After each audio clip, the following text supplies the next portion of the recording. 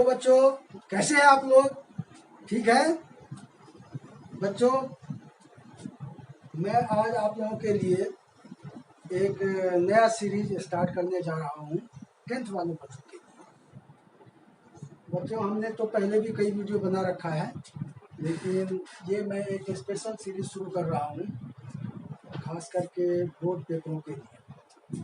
बच्चों, एक्चुअली होता क्या है कि आज पहले टाइम थे। एक्चुअली मेरा नाम है सुनील कुमार दास, मैं एक प्रोफेशनल टीचर हूँ और मैं बहुत सारे वीडियो बना रखा हूँ, शायद आप लोगों ने देखा भी होगा, नहीं भी देखा होगा। ठीक है बच्चों, ऐसा है कि हमने इसलिए इसको तैयार किया है कि आज से बहुत साल पहले केवल एनसीईआरटी क्वेश्चन आते थे पेपरों में।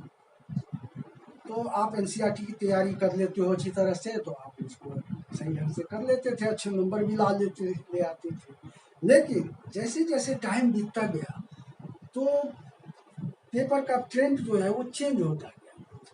बहुत सारे क्वेश्चन बाहर से आने लगे, और बाहर से मतलब एनसीईआरटी से बाहर के क्वेश्चन। तो बहुत सारे बच्चों को, आप लोगों को बहुत परेशानी होती, कहीं क्वेश्चन कहाँ से आ गया, कैसे होगा। आप एनसीईआरटी फुल तैयारी करके जाते हो, लेकिन वो क्वेश्चन जब बाहर से आने लगे तो उसमें परेशानी होने लगी। तो बच्चों, हमने वैसे एनसीईआरटी के क्वेश्चंस आप स्कूल में भी करते हो, घर में भी तैयार करते हो, तो मैंने सोचा कि नहीं, मैं इस सीरीज का नाम रखा है एग्जाम क्रैकर। मतलब एग्जाम में जो क्वेश्चंस आते हैं, मैंने उस टाइप के क्वेश्चन का एक कलेक्शन किया है हर चैप्टर वाइज। और मैं सोचा कि क्यों नहीं आप लोगों को इन सब क्वेश्चनों के बारे में बताऊं, जो आप लोगों को काफ़ी हेल्पफुल होगा। आप देखिए, ऐसा होता है कि स्कूल का पेपर हो, चाहे आपका फर्स्ट टर्म हो, सेकेंड टर्म हो, चाहे बोर्ड का पेपर, आजकल मोस्टली क्वेश्चंस बाहर से आने लगे हैं। अब सारे बच्चे को कोई आर.डी. शर्मा देखते हैं, कोई आर.एस. अग्रवाल से ढूंढते हैं, कोई लाइव प्रैक्टिस करते हैं। बहुत पजलिंग काम होता है, बहुत लोग परेशान हो जाते हैं।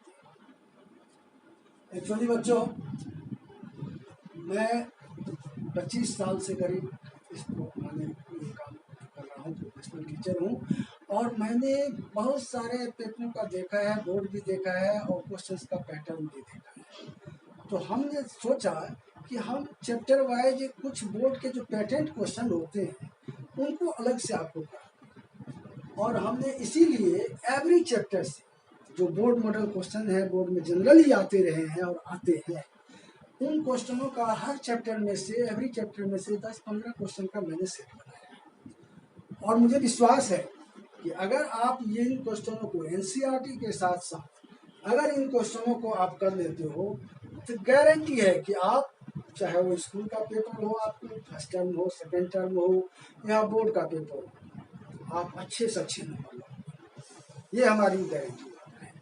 हाँ, ये बात है, मैं ये नहीं कह सकता या ये कहूँगा, या ऐसा मैं झूठी कोई वादा नहीं करता कि हाँ ये कर लोगे तो आप 90+ ले आओ। लेकिन इतनी गारंटी है कि आप अगर एनसीईआरटी के साथ साथ अगर इन क्वेश्चनों को थोड़ा सा प्रैक्टिस कर लोगे, तो आपको अच्छे नंबर लाने से कोई नहीं रोक सकता। ये पक्की बात है।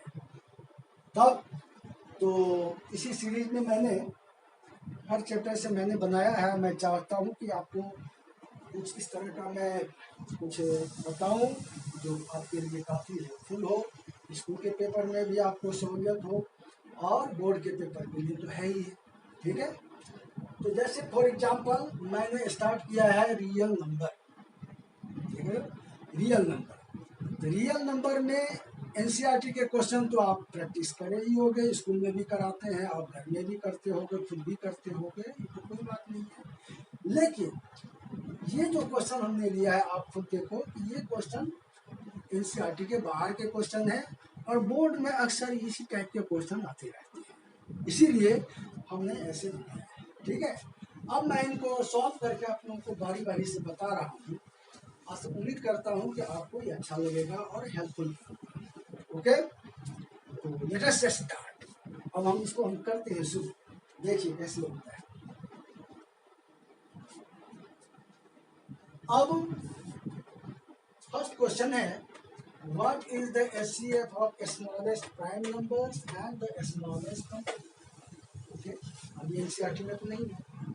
अच्छा, if two positive integers p and q are written as p equal to a square b2 and p equal to aq where ab are prime numbers, then verify LCM of p2 into HCF p2 equal to p. Find HCF of ये 3 numbers के हैं, इनके आपको LCM निकालने हैं, ठीक है। और prove that root 5 plus root 3 is an irrational number. Next question मैंने लिया है find greatest 5 digit number which is exactly divisible by 12, 18 and 24। ठीक है, समझ गए बच्चों। आप लोग वीडियो को पॉज करके इन 5 क्वेश्चन को आप रजिस्टर पर नोट कर सकते हो, नोट कर लो। अब मैं इसको बारी बारी से एवरी क्वेश्चन का सॉल्यूशन बता रहा हूँ, ठीक है। अब देखिए कैसे होता है। मैं फर्स्ट क्वेश्चन से शुरू करता हूँ। ये है, जैसे है कि first, what is the HCF of smallest prime number and smallest composite number. जो आप लोगों ने चैप्टर में एनसीईआरटी जब कर रहे हो तो पढ़ाई हो, जानते होंगे कि प्राइम नंबर क्या होता है और कंपोजिट नंबर क्या होता है। देखिए स्मॉलेस्ट प्राइम नंबर जो है हमारा, स्मॉलेस्ट प्राइम नंबर होता है, बता सकते हैं आप लोग कौन सा है स्मॉलेस्ट प्राइम नंबर।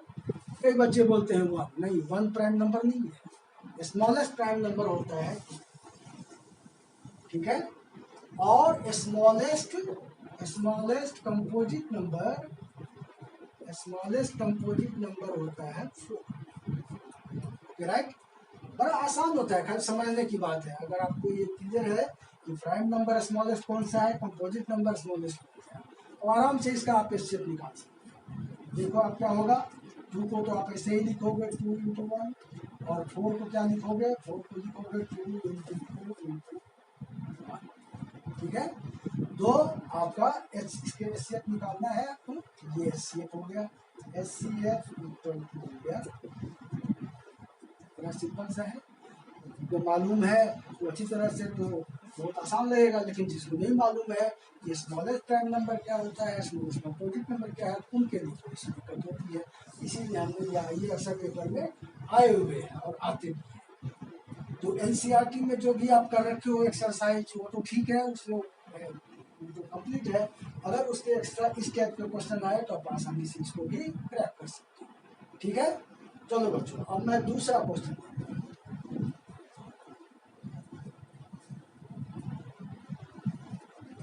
दूसरा क्वेश्चन है बच्चों, दूसरा क्वेश्चन है P equal to AQB and Q equal to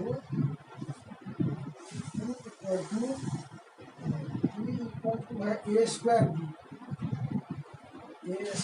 B2 और Q इक्वल टू है AQD। समझ गए। अब इसमें हमको क्या कह रहा है, इसमें थोड़ा सा ठीक से लिख देता हूँ। हाँ, अब हमको इसमें प्रूव करना है कि LCM of PQ into HCF of PQ equal to P into Q। Actually ये आप एक्सरसाइज में भी करे हो, लेकिन उसका कुछ रूप दूसरा है, वो डिजिटल है, नंबर है, उसमें तो आराम से कर सकते हो। अब इस टाइप के जो आ जाते हैं तो कई बच्चे घबराने लगते हैं कि ये भी वाला है कैसे करें। तो देखिए ये भी उसी सिस्टम से करना होता है। P इक्वल टू लिखेंगे, इसको हम लिख सकते हैं A into B into B, okay. और Q इक्वल टू हम लिखेंगे A इंटू B। अब आपका इसका HCF क्या हो गया, देखो HCF आपका हो गया ये, HCF आपका हो गया A इंटू B बराबर A स्क्वायर B। और LCM इसी का निकालना हो ये तो लेना ही है, A इंटू B, साथ में ये जो रह गए हैं नंबर, रह गए हैं कौन से, एक ये B इंटू A, ये भी ले लेना है। तो A ये हो गया आपका A क्यूब और B क्यूब, ये देख लिया आपने। जिस जिस तरह से नंबरों का HCF निकालते हैं उसी तरह से इसका भी निकाला जाता है, निकाल सकते हैं। ये आ गया हमारा। अब इसको हम क्या करेंगे, अब हम करेंगे HCF इंटू LCM। अगर ये करते हैं तो ये आता है A² B into AQ B, ठीक है। ये इक्वल टू आ जाएगा A का पावर, ये 2 है, ये 3, 5 हो जाएगा, और B का पावर 3 1 4, ऐसे हो गया। अब P इंटू Q निकालते हैं, ये क्या बनता है, P into Q equal to होता है A² BQ into AQ B। ये भी आ गया हमारा 3 और 2 5, A का पावर 5 हो गया और B का पावर 4। देख रहे हो ये दोनों इक्वल है, इसलिए प्रूव हो गया। आपको ये दिखाना था कि HCF into LCM equal to prove हो गया, यही प्रूव करना था। ये कोई नया क्वेश्चन अगर कहोगे तो ऐसा तो नहीं है, तो वही क्वेश्चन, लेकिन वही है कि बुक में जो कर रखे हैं, NCERT में जो कर रहे हैं उसमें नंबर है, तो नंबर को निकालने में थोड़ा आसानी होता है, वो समझ जाते हैं। लेकिन ये इस फॉर्म में अगर होता है तो कई बच्चे कंफ्यूज होने लगते हैं इसका कैसे करें, तो इस तरह से आप आसानी से कर सकते हैं, ठीक है। चलिए अब मैं तीसरा क्वेश्चन लिखता हूं। तीसरा क्वेश्चन आपको देखिए, ये क्या है,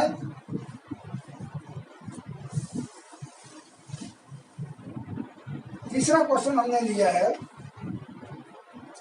फाइंड HCF ऑफ क्या लिया है हमने, 36, 96 एंड 1। ये कोई नया क्वेश्चन तो नहीं है, यदि आप ऐसे एक्सरसाइज में इस टाइप के कोई क्वेश्चन कर रखे हो, 3 नंबर वाले हैं, उसको प्राइम फैक्टराइजेशन से आपको करना होता है, तो आप 36 का फैक्टर निकाल लो ऐसे करके, 96 का फैक्टर निकाल लो, फिर 120 का निकाल लो, ओके। अभी निकालोगे तो ये हो गया ऐसे, 9 ऐसे, इसका हो गया 2, इस तरह से, इस तरह से आप निकाल सकते हो। इसमें भी इसको भी निकाल सकते हैं इस तरह से, ये इसका प्राइम फैक्टर होता है।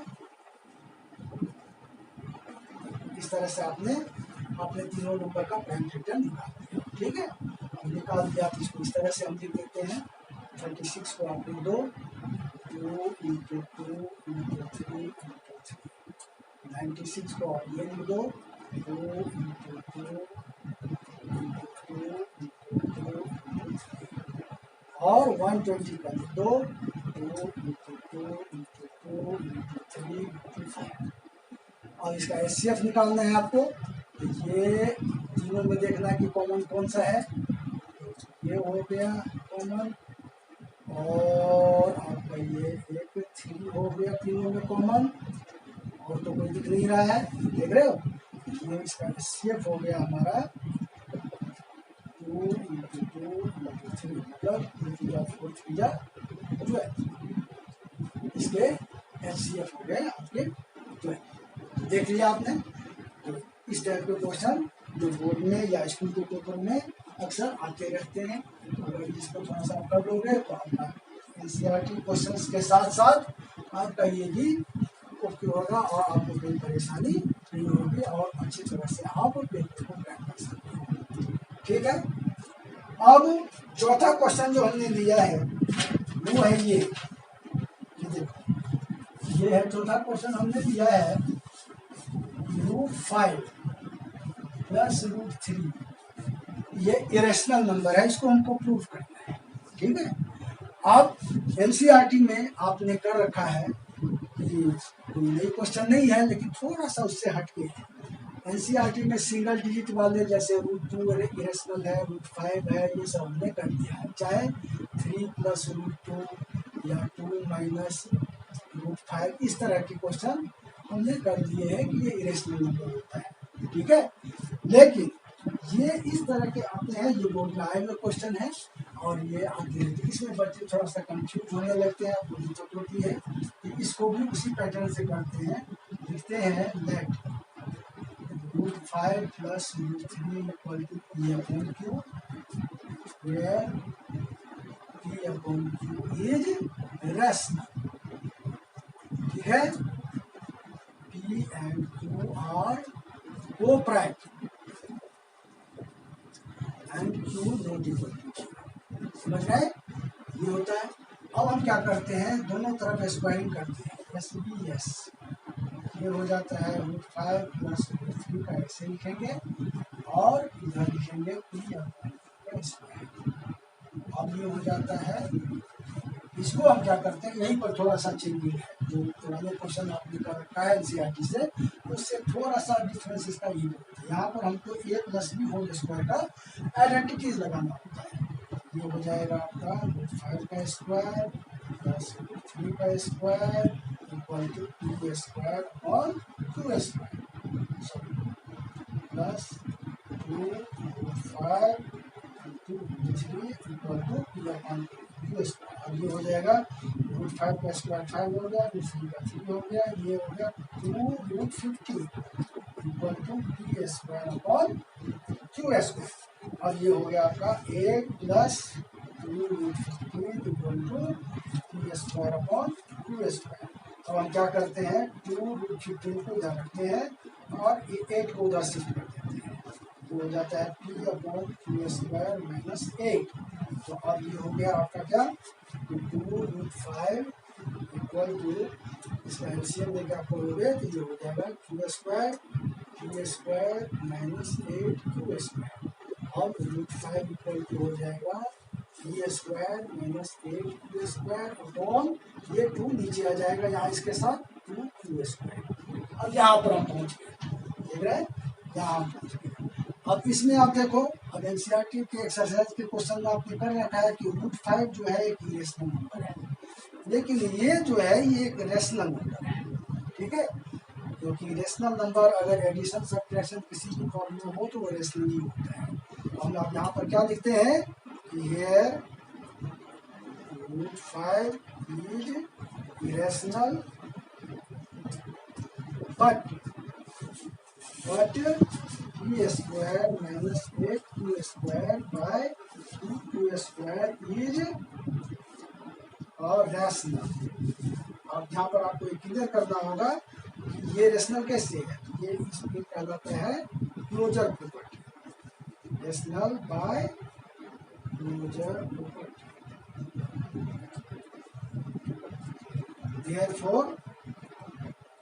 Therefore this contradiction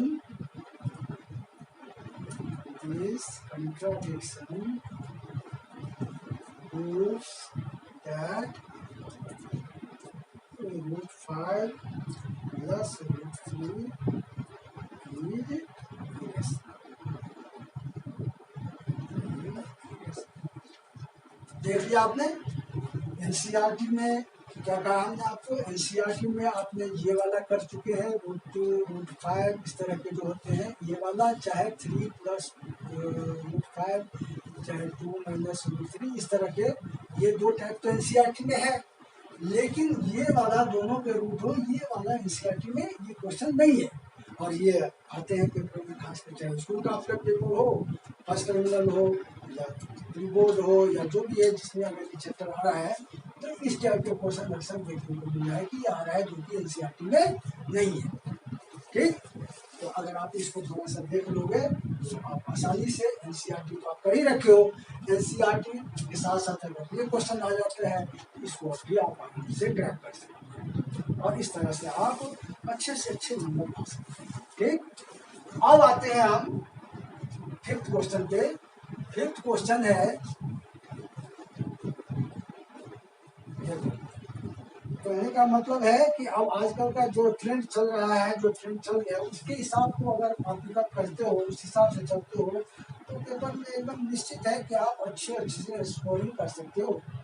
अब ये फिफ्थ क्वेश्चन हमने लिया है, एक एग्जांपल कि find the greatest 5 digit number which is exactly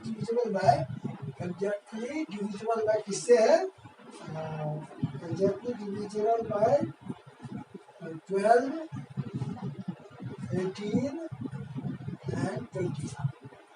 अब बच्चों आप 6-7 क्लास से ही पढ़ते आ रहे हो, 5th क्लास से ही पढ़ते आ रहे हो कि 5 डिजिट के ग्रेटेस्ट नंबर या 4 डिजिट कोई भी डिजिट का हो, ग्रेटेस्ट नंबर और लोएस्ट नंबर कैसे निकालना है पता करते हैं। सबको पता होगा कि 5 डिजिट का, यहाँ पर देखिए 5 digits greatest number equal to होगा 99999, 5 बार 9, ये ग्रेटेस्ट नंबर, ठीक है। अब सवाल उठता है कि ये तो हो गया 999, लेकिन क्या ये नंबर इन तीनों नंबर से डिविजिबल है? नहीं हो सकता, देखने से ही लगता है कि नहीं होगा। तो इसको निकालने के लिए क्या करते हैं, हम सबसे पहले इन तीनों का HCF निकालते हैं। क्या निकालते हैं? HCF। HCF जैसे हम निकालते हैं उसी तरह निकालेंगे। 12 को हम कर देंगे ऐसे 2 × 2 × 3, 18 को करेंगे 2 × 3 × 3 और 24 को लिखेंगे 2 × 2,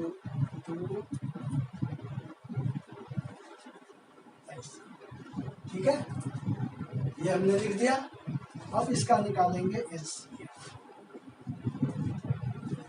देखिए ये हो गया 2 और ये हो गया 3 और ये LCM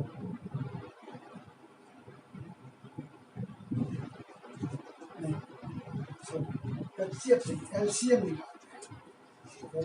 इक्वल टू हो जाएगा 2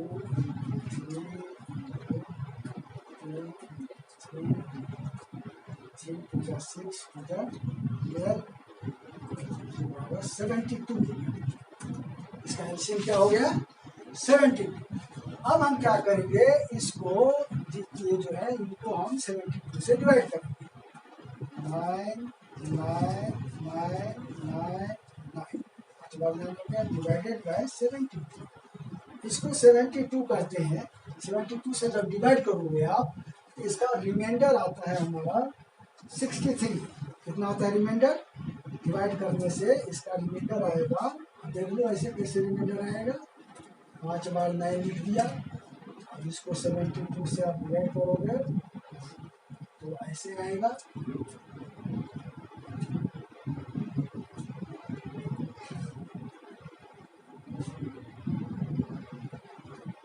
तो अब ये किससे जाएगा?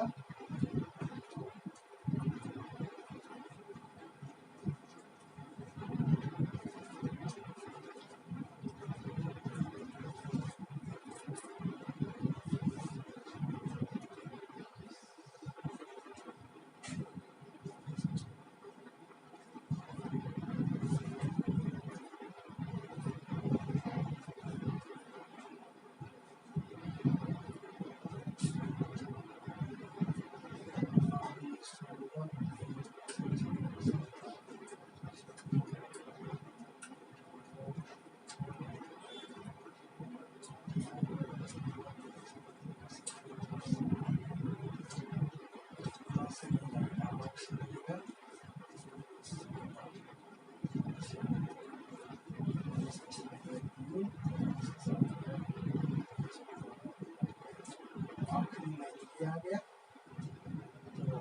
648। फिर रहेगा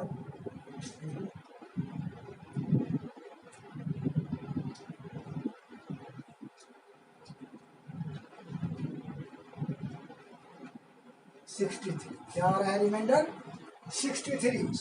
हमारा इसका रिमाइंडर आ रहा है 63। अब इस नंबर में से अगर 63 को माइनस कर दोगे, 9 -63 अगर हम कर देते हैं तो ये हमारा आ जाता है इक्वल टू 9936।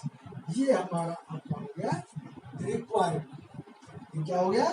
ये नंबर जो होंगे ये तीनों नंबर से डिविजिबल होंगे और ये 5 डिजिट का है।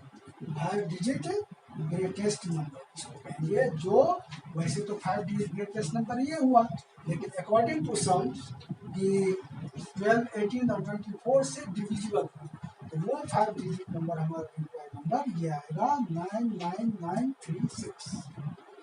देख लिया बच्चों आप लोगों ने। तो इस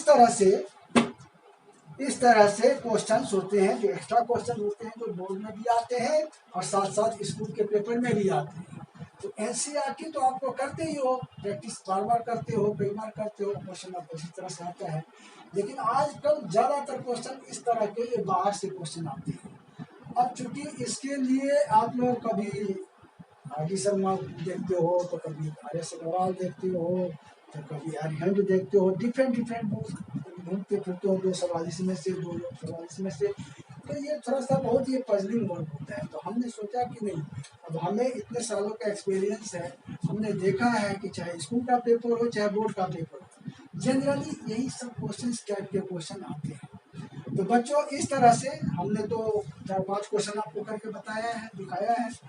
और इस तरह से हम एवरी चैप्टर के माने 10 से लेके 15 तक, हर चैप्टर के 10, 12, 15, 10, 12, 15 इस तरह के क्वेश्चन ऐसे हमने सेलेक्ट करके एक बनाया है और उसी को मैं आपको कराऊंगा। और बाकी के क्वेश्चन आपको चाहिए विद सॉल्यूशन, तो आप हमारे इस व्हाट्सएप नंबर पर मैसेज करना, अपना ये कॉल करना, तो मैं आपको ये भेज सकता हूँ, भेज दूँगा। और उम्मीद करता हूँ कि डेट भी वेरी हेल्पफुल हो, अपने टाइम भी बचेगा, आपको थोड़ा सा कम समय में आसानी से आप इन क्वेश्चनों को तैयार कर लोगे और इससे आपको पेपरों में काफ़ी हेल्प मिलेगा। अच्छे से अच्छे नंबर लाने में इसका बहुत रोल आपको प्ले होगा। ठीक है, तो उम्मीद करता हूँ कि आप लोग इस बात को समझे होंगे।